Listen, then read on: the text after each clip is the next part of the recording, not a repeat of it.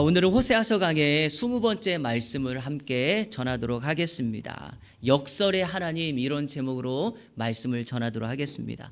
호세아서의 막바지에 접어들었습니다. 오늘은 역설의 하나님, 이런 제목으로 말씀을 전하려고 하는데요. 여러분, 역설이라고 하는 단어를 알고 계십니까? 역설이라는 말의 사전적인 의미는 다음과 같습니다. 우리 같이 한번 읽어볼까요? 시작. 자체의 주장이나 이론을 스스로 거역하는 논설 또는 그 현상. 그렇습니다. 겉으로 보기에는 명백하게 모순되고 부조리하지만 그 속에 진실을 담고 있을 때 사용하는 단어입니다. 호세아서에 나타나는 하나님의 모습이 바로 그러합니다. 이스라엘의 배교와 죄악에 대해서 순리대로 하자면 당연히 심판하고 징계해야 하겠지만, 하나님은 그들을 심판하겠다고 경고의 말씀만 하시고 그들을 바로 징계하지 않습니다. 그러면서도 계속해서 돌아오라고 기다리고 있는 그 하나님, 바로 이와 같은 하나님의 모습이 역설의 하나님이죠. 왜냐하면 근본적인 마음이 그들을 징계하고 멸망시키고 패망하는 것이 아니라 회복되어지고 다시 사랑을 경험하고 하나님께 돌아오게 하기 위한 말씀이기 때문이죠. 그래서 호세아서에 등장하는 하나님은 역설의 하나님이고, 말씀 자체도 계속해서 역설적으로 우리에게 설명하고 있습니다. 오늘 호세아 13장을 읽었는데 바로 이 본문에 등장하는 하나님의 모습이 전형적인 역설의 하나님의 모습을 보여주고 있습니다. 자, 오늘 말씀을 역설의 하나님의 모습으로 여러분에게 소개하려고 합니다. 그 모습이 어떻게 나타났는가? 오늘 네 가지를 여러분에게 바로 소개하려고 합니다. 첫 번째, 하나님은 이스라엘을 약속의 백성으로 선택하셨다. 한번 따라 볼까요? 이스라엘을 약속의 백성으로 선택하셨다. 자, 오늘 본문 1절과 2절 다 같이 읽겠습니다. 시작. 에브라임이 말을 하면 사람들이 떨었도다. 그가 이스라엘 중에서 자기를 높이더니 바알로 말미암아 범죄함으로 망하였거늘 이제도 그들은 더욱 범죄하여 그 은으로 자기를 위하여 우상을 부어 만들되 자기의 정교함을 따라 우상을 만들었으며 그것은 다 은장색이 만든 것이거늘 그들은 그것에 대하여 말하기를 제사를 드리는 자는 송아지와 입을 맞출 것이라 하는도다. 아멘. 밑줄친 말씀 기억하십니까? 이스라엘 백성들은 말을 할 때마다 사람들이 그 말을 듣고 떨었다.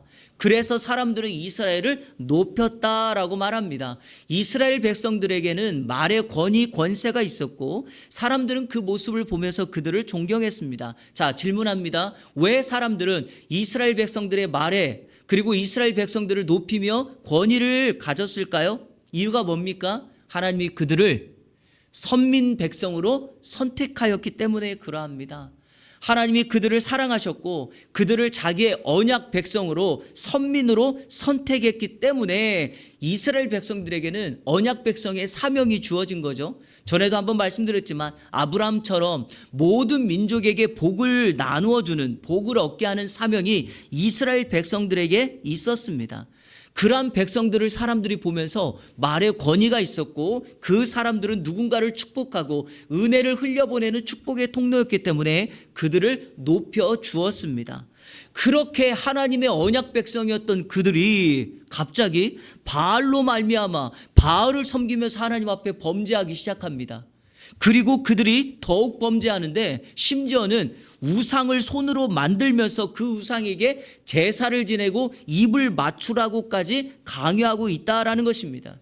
그랬더니 3절에 하나님이 그 백성들이 이렇게 말합니다. 그들은 안개처럼 이슬처럼 사라지게 할 것이며 쭉정이처럼 날아가게 할 것이고 굴뚝의 연기처럼 그들을 완전히 없어지게 할 것이다 라고 심판의 경고의 말씀을 하십니다. 자, 성도 여러분, 호세아서에서 하나님께서 이렇게 말씀하시는 이유가 뭐라고 생각하십니까?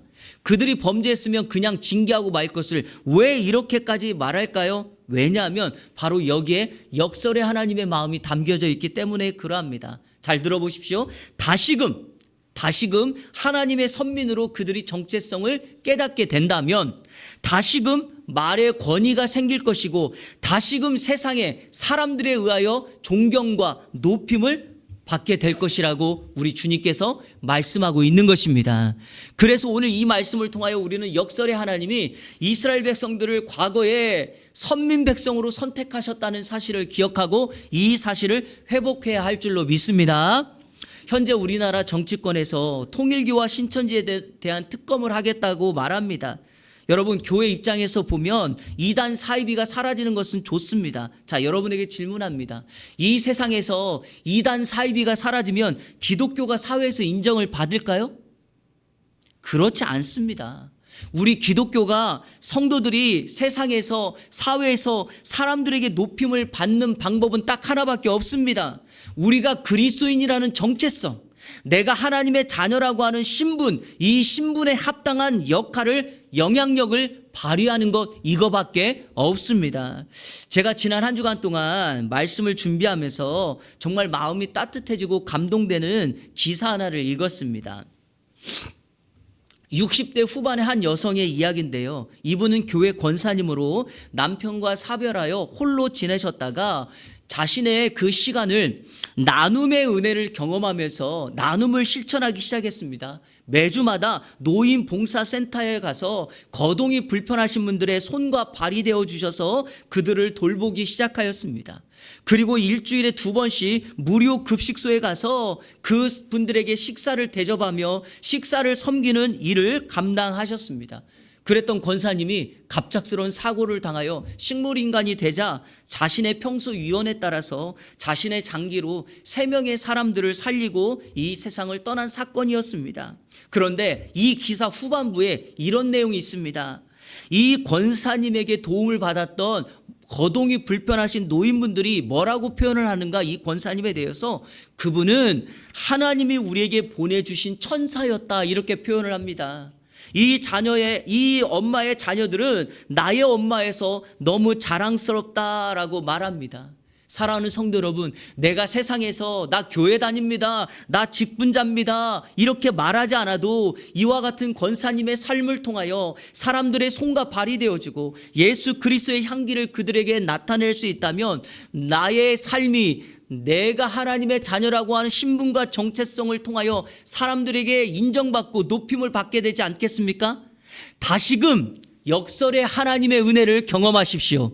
우리의 삶을 그분께 드리며 우리가 삶의 영향력을 나타낼 수만 있다면 오늘 이 곤란과 위험과 어려움의 인생 속에서도 우리는 다시금 하나님의 자녀라고 하는 참된 정체성을 회복하며 하나님의 사랑을 회복하게 될 줄로 믿습니다. 한 주간 이 은혜로 승리하는 우리 이 안의 성도님들 되시기를 주님의 이름으로 축복합니다. 두 번째, 오늘 본문에 등장하는 역설의 하나님은 처음부터 그들의 하나님으로 그들을 돌보셨다는 거예요. 한번 따라 볼까요? 처음부터 하나님으로 그들을 돌보셨다. 자, 이게 무슨 말씀이냐? 오늘 본문 4절부터 6절까지 한번 읽어보겠습니다. 자, 오늘 4절부터 6절까지 있는데 한번 이 말씀이 어떤 거를 설명하는지 찬찬히 한번 읽어보겠습니다. 시작. 그러나 애굽 땅에 있을 때부터 나는 내 하나님 여호와라. 나 밖에 내가 다른 신을 알지 말 것이라. 나 외에는 구원자가 없느니라. 내가 광야 마른 땅에서 너를 알았거늘 그들이 먹여준 대로 배가 불렀고 배가 부르니 그들의 마음이 교만하여 이로 말미암아 나를 잊었느니라. 아멘. 과거 이스라엘 백성들이 애굽에서 종살이하고 있을 때 그들이 힘든 고역과 고통으로부터 몸부림치며 하나님 앞에 부르짖고 있을 때 하나님은 그들을 버리거나 외면하지 않으셨습니다. 여전히 애굽에 있던 그 이스라엘 백성들에게 하나님은 그들의 하나님으로 역사하셨습니다. 그리고 그들의 유일한 구원자로 그들을 인도하셨습니다. 그래서 그들을 모세를 통하여 애굽에서 탈출시키고, 자, 여기 보니까 5절에 광야 마른 땅에서 너를 알았다라고 말합니다. 여러분, 이게 무슨 말입니까? 아무리 광야에 살지라도 나는 너의 하나님으로 너의 형편을 알기 때문에 애굽에서 종살이하는 노예 근성을 다 뽑아서 이 광야의 삶을 지나가기만 하면 가나안 땅, 젖과 꿀이 흐르는 약속의 땅에 하나님의 은혜와 축복을 경험할 수 있는 그 삶을 이 광야에서 준비시키겠다라고 우리 주님께서 말씀하시는 것입니다. 자, 그것에 대한 우리 하나님께서 예증하는 듯한 말씀으로 광야에서 그들이 농사를 짓지 않고 어떤 일도 하지 않았지만 그들은 그 광야에서 먹었습니다. 보호받았습니다. 안전함을 누렸습니다. 그래서 6절에 뭐라고 말하는가? 그들을 먹이시고 그들을 돌보시고 그들을 살렸다라는 것입니다. 그런데 여러분 어떤 일이 벌어집니까? 6절 하반절에 그들이 배가 부르자 마음이 교만해서 하나님을 잊어버렸다라는 것입니다. 성도 여러분, 우리가 여기서 한 가지 짚고 넘어가야 될 부분이 있습니다. 광야가 어떤 곳입니까? 광야는 춥고 더운 곳입니다. 광야는 황량한 사막과 같은 곳입니다. 성도 여러분, 이런 광야와 같은 곳에서조차도 배가 부르다고 하나님을 잊어버리는데 우리의 삶의 현장이 어떠합니까? 즐길 것이 너무 많고 유혹하는 것들이 너무 많은 이 세상에서 하나님을 기억하고 산다는 것은 매우 어렵습니다. 또 하나, 광야에서는요 조용하고 하늘이 선명합니다. 그래서 사실 광야는 고난의 자리지만 하나님의 음성을 듣는데 더 집중할 수 있고 맑은 하늘을 통하여 하나님을 바라보는 데 집중할 수 있어요. 그런데 여러분, 우리가 살아가고 있는 이 세상은 세상의 소리가 난무하고 우리로 하여금 진리와 세상의 소리를 혼합시켜서 그것이 내가 듣고 있는 말이 진리인 줄을 구분하지 못할 정도로 어려운 곳에 우리가 살고 있어요. 이런 곳에서 하나님을 기억하고 섬기며 산다는 것은 2배, 3배로 어렵다는 것입니다. 자, 그럼 어떻게 될까요? 방법은 하나밖에 없어요. 우리가 살아가고 있는 삶이든지 광야이든지 늘 그곳에서 하나님을 기억할 수 있는 장치를 마련하는 것입니다. 그러면 그 장치를 마련하여 다시금 내가 광야와 같은 인생을 살지라도 하나님이 나의 하나님이며 하나님이 나를 돕는다는 사실을 기억한다면 우리는 그 하나님을 잊지 않고 살아갈 수 있을 것입니다. 여러분이 삶 속에서 하나님을 잊지 않을 수 있는 장치 하나를 여러분에게 소개하려고 합니다. 이번 한 주간만 이거 한번 연습했으면 좋겠어요. 저를 한번 따라해 보세요. 하나님 감사합니다. 하루에 3번 하나님 감사합니다 고백하기 연습. 여러분, 병원에서 약 지으면 식후 30분에 아침, 점심, 저녁으로 드세요. 그렇죠? 하나님 감사합니다를 하루에 아침, 점심, 저녁 3번 하기 연습. 그리고 하루를 마감할 때 아니면 가족 단위로 저녁을 먹을 때 오늘 하나님 감사합니다 3번 했냐고, 아침, 점심, 저녁 했냐라고 점검해 보는 것. 한번 따라 보세요. 하나님 감사합니다. 자, 오전에 여러분이 가정에 있든지 일터에 있든지 나의 삶을 통하여 아니면 누군가 대화하든지 아니면 내 일 속에서 어떤 일이 되든지 하나님 감사합니다를 고백하는 거예요. 되셨죠? 점심 먹고 난 이후에 하나님 감사합니다를 고백하는 거예요. 저녁 먹고 난 이후에 하나님 감사합니다를 고백하고 잠자리 들기 전에 가족들과 아니면 배우자에게 오늘 하나님 감사합니다 3번 했어요? 이번 한 주간만 연습해 보는 거예요. 여러분, 매우 작아 보이고 부족해 보이는 것 같은 모습이지만 여러분, 이런 작은 훈련이 우리로 하여금 하나님을 잊지 않고 기억하게 하는 안전장치가 됩니다. 그래서 그 하나님이 나의 하나님이 될 것이며 그분이 우리를 광야에서처럼 이스라엘 백성들을 인도하셨던 것처럼 돌보시고 먹이시고 안전하게 인도하여 주실 줄로 믿습니다. 이 역설의 하나님의 은혜를 이번 한 주간 감사함으로 고백하며 경험하는 저와 여러분 되시기를 축복합니다. 옆 사람에게 인사합니다. 하나님 감사합니다. 실천합시다. 3번째, 역설의 하나님은 그들을 돕는 분이셨다라는 것입니다. 한번 따라해 볼까요? 하나님은 그들을 돕는 분이셨다. 자, 한 번 더요. 하나님은 우리를 돕는 분이다. 자, 오늘 성경 9절 말씀 다 같이 읽겠습니다. 시작. 이스라엘아, 내가 패망하였나니 이는 너를 도와주는 나를 대적함이니라. 아멘. 이스라엘이 패망한 이유가 무엇입니까? 이스라엘을 돕는 자, 이스라엘을 도우셨던 하나님을 뭐 했기 때문이죠? 대적했기 때문에 그러합니다. 성도 여러분, 하나님은 이스라엘을 돕는 자, 우리를 도우시는 분입니다. 심지어 10절 말씀을 보시면 이 도우시는 하나님이 백성들이 우리에게 왕을 달라고 요청했을 때 사람을 왕으로 선택하는 그 요구를 들어주셨습니다. 이스라엘에게는 엄밀하게 말하면 하나님이 왕이셨잖아요. 왕이신 하나님이 있음에도 불구하고 북방의 변방의 나라들을 보니까 사람을 왕으로 세워서 그 왕의 지배와 통치를 받는 거예요. 그러니까 마치 자신들도 그 사람 왕을 선택하면 자신들의 삶이 윤택할 줄로 알고 사람 왕을 세워달라고 했을 때 하나님은 그들의 요구까지 다 들어주셨죠. 문제는 백성들이 요구한 왕들이 어때요? 백성들을 바르게 통치하지 못하고 백성들을 안전하게 지키지 못했다. 그래서 하나님은 그들에게 진노하셨다라고 오늘 성경이 말합니다. 자, 그러면 이 말씀을 다시 뒤집어 역설의 하나님의 은혜를 경험합시다. 다시금 우리를 도우시는 하나님을 대적하지 아니하고 도우시는 하나님을 바라보고 도우시는 하나님께 우리의 도움을 온전히 구한다면 반드시 하나님은 우리를 도우시고 우리를 회복해 주실 줄로 믿습니다.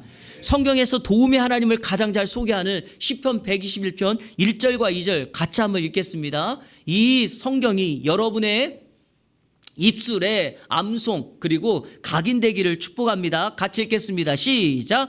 내가 산을 향하여 눈을 들리라. 나의 도움이 어디서 올까? 아멘. 오늘 시인이 말합니다.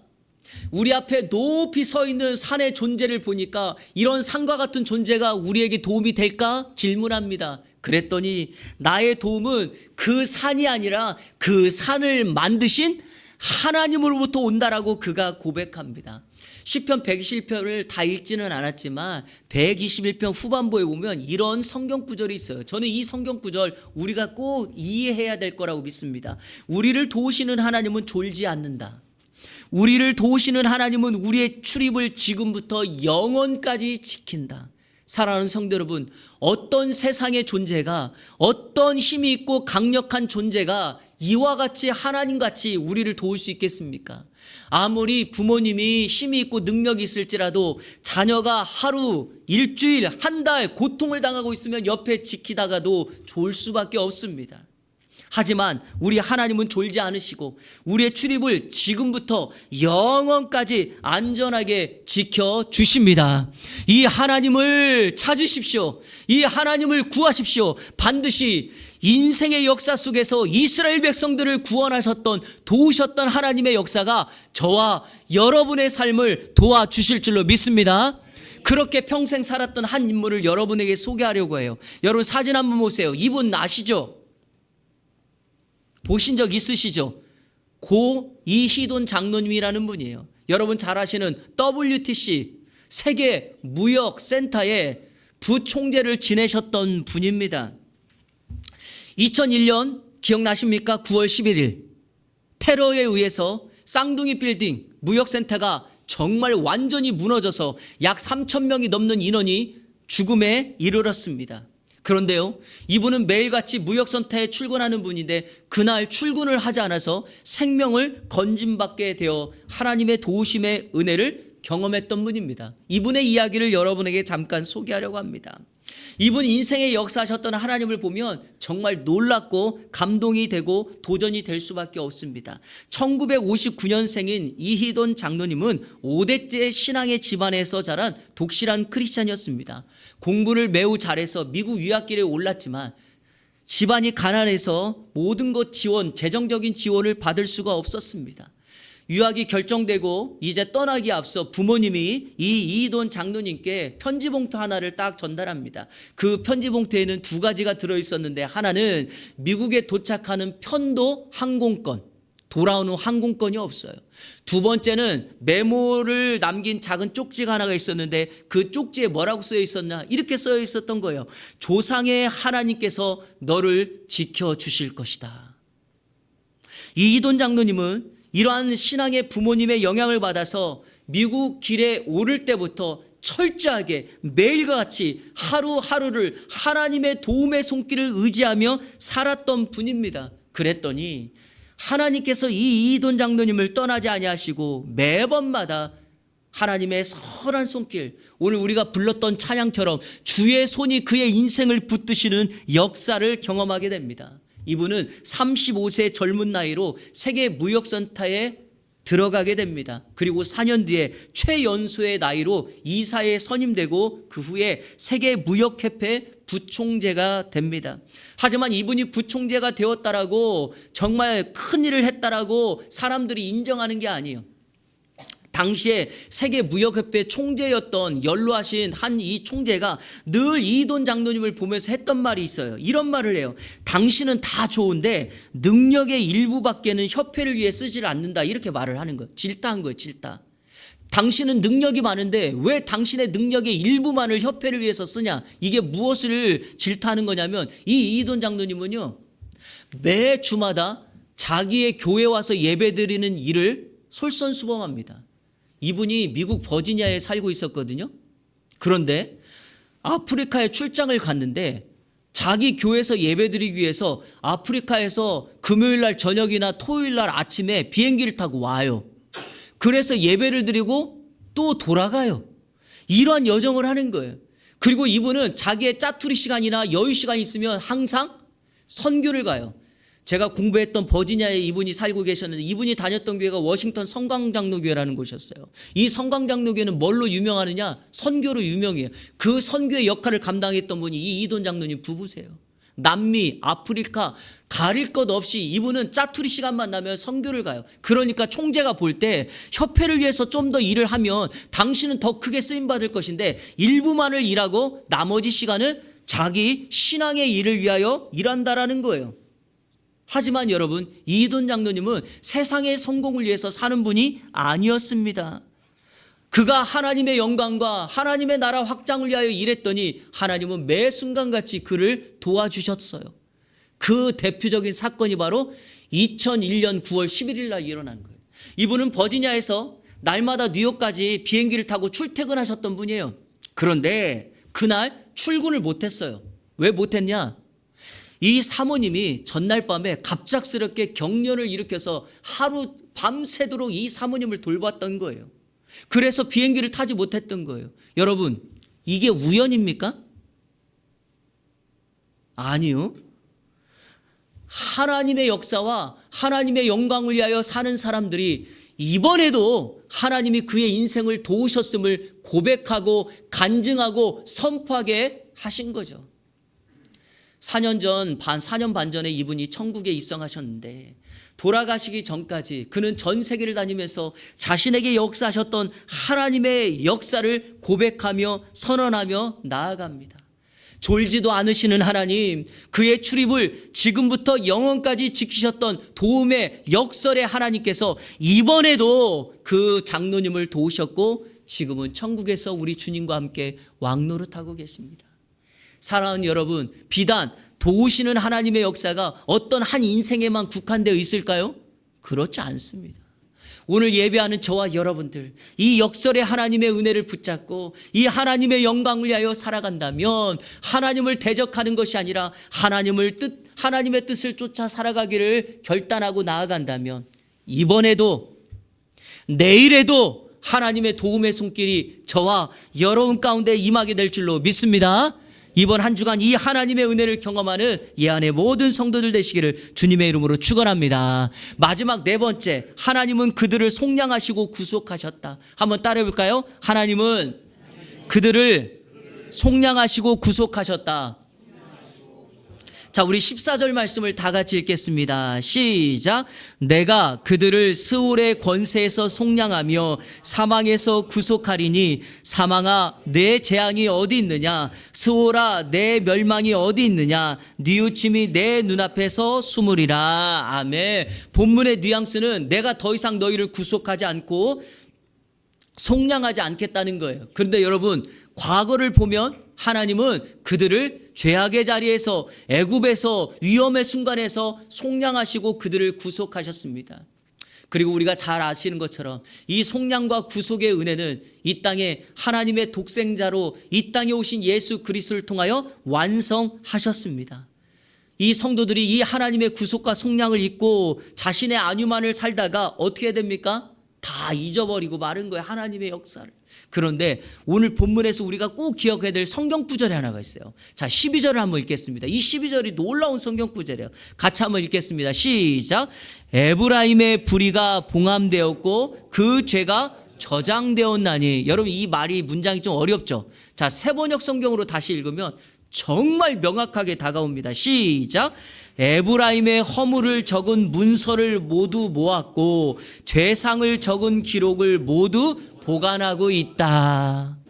성도 여러분, 하나님께서 이스라엘 백성들의 죄악을 보관해 놓은 문서를 다 뭐하고 있다고요? 가지고 있는 거예요. 성도 여러분, 이 문서가 사라지고 불태워져야지, 없어져야지 우리가 하나님 앞에 온전한 속량을 구속의 은혜를 경험할 것 아닙니까? 자, 그렇다면 우리가 어떻게 이 속량, 구속의 은혜를 다시 한번 경험하고 우리의 죄악을 담은 문서, 이것이 다 사라지게 될까요? 방법은 딱 하나밖에 없죠. 우리를 불같이 사랑하시는 하나님께 돌아가는 것이고, 그 하나님의 사랑을 이 땅에 보내신 예수 그리스도 그분을 내 인생의 구세주와 주인으로 영접하는 그 순간 하나님의 손에 들려있던 그 죄악을 담은 그 문서가 완전히 사라지고 불태워지게 될 줄로 믿습니다. 그래서 이번 한 주간 이 하나님의 은혜를, 역설의 하나님의 은혜를 경험하며 우리를 지키시고 우리를 돌보시고 우리를 도우시고 우리를 속량하시는 그 하나님의 사랑을 경험하며 불같은 하나님의 은혜를 축복의 통로로 흘려보내는 이 안에 모든 성도들 되시기를 우리 주 예수 그리스도의 이름으로 축원합니다. 우리 다 같이 찬양하겠습니다. 그럼에도 불구하고 성도 여러분, 마음속에 어려움이 있을 때, 주님 앞에 나올 수 없는 상황이 없을 때조차도 우리는 주님 앞에 나와 우리를 사랑하시고 우리를 회복하시고 우리의 허물을 덮으시는 그 하나님 앞에 모든 것을 내어놓아야 합니다. 그러면 역설의 하나님께서 다시금 우리를 회복시키시고 이번에도 하나님의 도움의 손길을 경험케 하실 줄로 믿습니다. 그 하나님을 고백하며 나갑니다. 마음속에 어려움이 있을 때, 마음속에 어려움이 있을 때, 마음속에 어려움이 있을 때, 마음속에 어려움이 있을 때 주님 내게 먼저 오사 내 마음을 만지고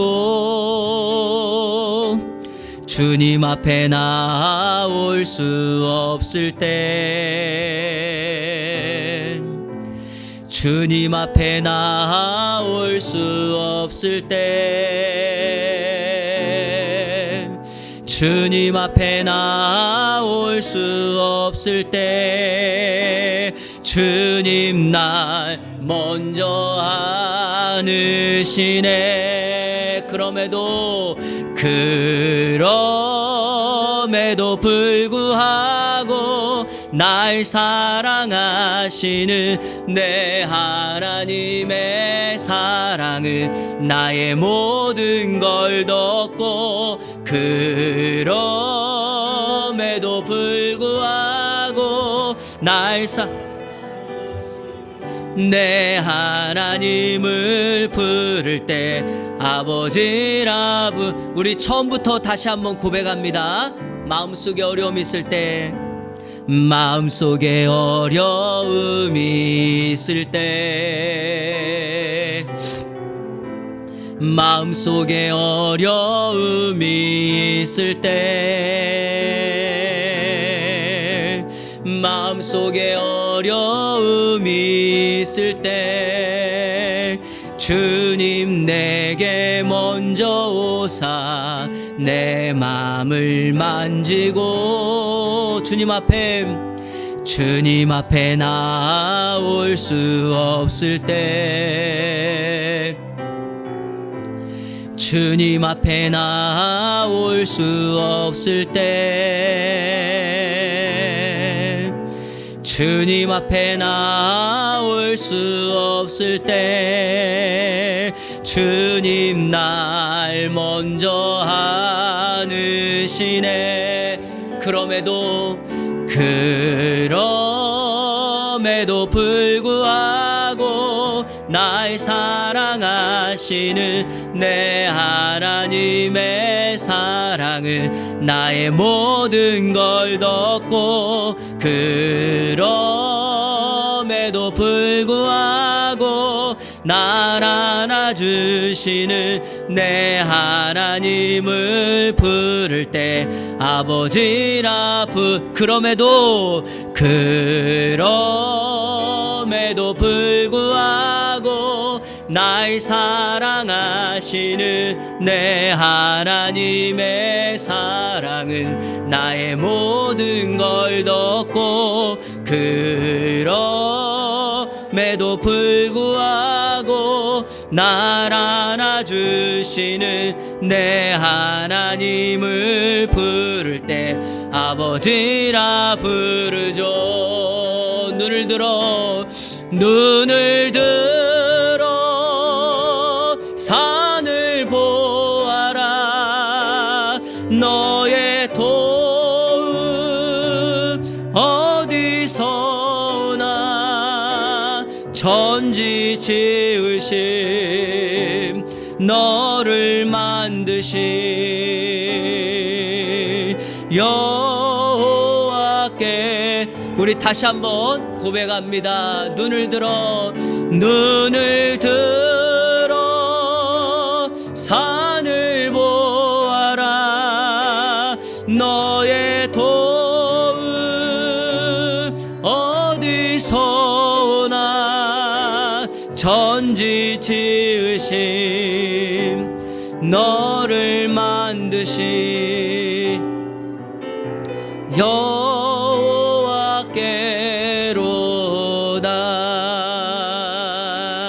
아멘. 여러분, 이 시간에는 한 가지만 기도하겠습니다. 하나님을 도움의 손길로 찾으십시오. 어떤 어려움이 있어도 주님 앞에 나아올 수 없는 환경 속에서도 주님의 도움을 구하면 하나님은 반드시 우리의 모든 형편과 상황 회복시켜 주시고 도와주실 줄로 믿습니다. 우리 시간에 다 같이 그 영역을 생각하며 하나님, 우리 교회, 우리 가정, 우리의 자녀들, 내 일터와 사업장과 내 인생길에 돕는 하나님의 은혜를 경험케 해달라고 다 같이 기도하며 나갑니다. 기도합니다. 좋으신 아버지,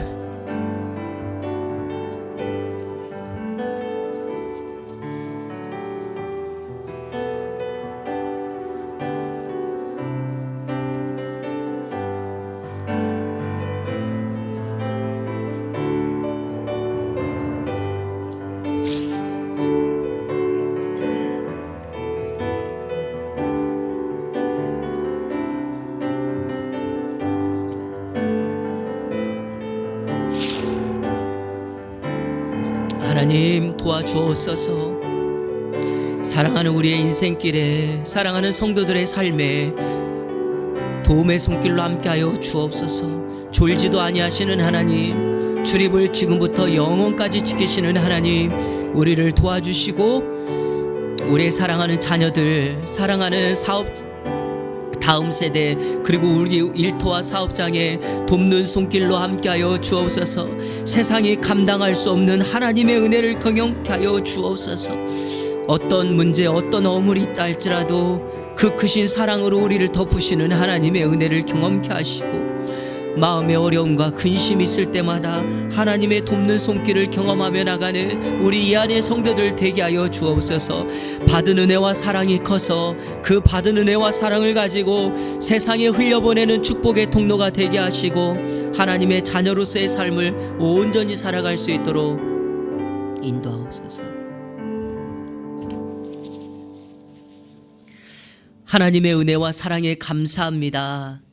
역설의 하나님, 도우시는 하나님의 은혜를 이번 한 주간 경험케 하여 주옵소서. 이번 한 주간 동안 하나님께 감사합니다라고 나의 신앙과 나의 삶을 고백하며 한 주간 하나님을 기억하며 각인하며 살아갈 수 있는 성도의 삶이 될 수 있도록 인도하여 주옵소서. 예수 그리스도의 이름으로 기도하옵나이다. 아멘.